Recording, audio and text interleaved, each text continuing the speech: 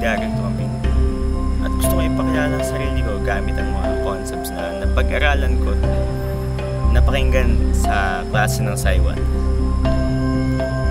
Ayon sa test ko sa Saiwan, extrovert daw ako. Pero ang totoo,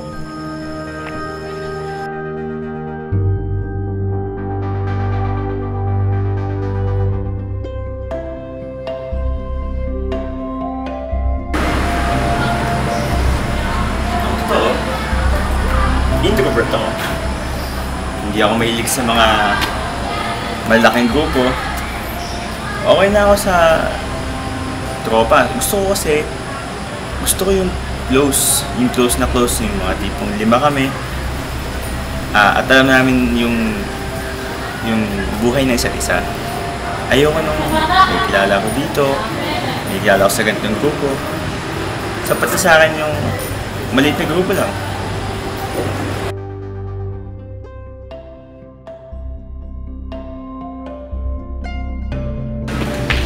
Tulad nga nung nakita nyo kanina, yung scene na may nawawala. Ako yun. Tulad nga nung napag-aralan ko sa Saiwan, isa ako sa may katangiang pagiging intuitive. Kumbaga, hindi ko talaga masyadong pinagpapaluhan yung mga ginagawa ko. At kung ano yung feeling ko tamang mangyayari, kung ano yung feeling kong dapat kong gawin, yun na yung ginagawa ko na kagad. Paano kaya ako sumali ako ng org? Mag-exam kaya ako ng lasing? Huwag ko kaya simulan SP ko? Magtrabaho na kaya ako? Mag-shift kaya ako? Pumunta kaya ako sa isang lugar na sobrang layo mo at hindi ko pa napupuntahan? Ganun yung isang nakita kong characteristics ko sa akin na nasabi sa Saiwan. Yun na yung sa thinking. Gusto kong mag-isip ng kung ano-ano. Gusto kong pinag-isipan yung pwede mangyari sa akin sa future. Gusto kong pag-isipan kung ano na ba yung nangyayari sa akin. Yung mga tanong kanina, maaaring exad sila, no? Pero ganyan ako most of the time. Gusto kong pinag-iisipan yung mga kung ano-ano.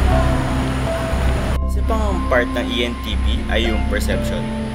Tama nga doon na yung sa P ay mahilig talaga akong mag-isip sa mga gusto kong kuhanin yung views ng kada bagay. Halimbawa na lang sa mga diskusyon.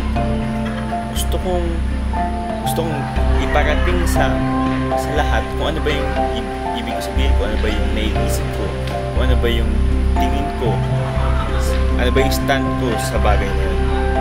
Hindi pa pwede yung wala akong pinipiling side kasi para sa akin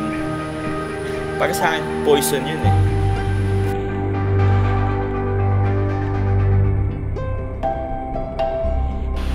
Walang bias pero sobrang dami kong natutunan sa Saiwan, yung mga concepts na natutunan ko na pwede kong may apply sa totoong buhay. Tulad nga ng mga ginawa ko, naipakilala ko sa sarili ko ng mas malalim at nakilala ko pa ang sarili ko sa pamamagitan nitong mga natutunan ko.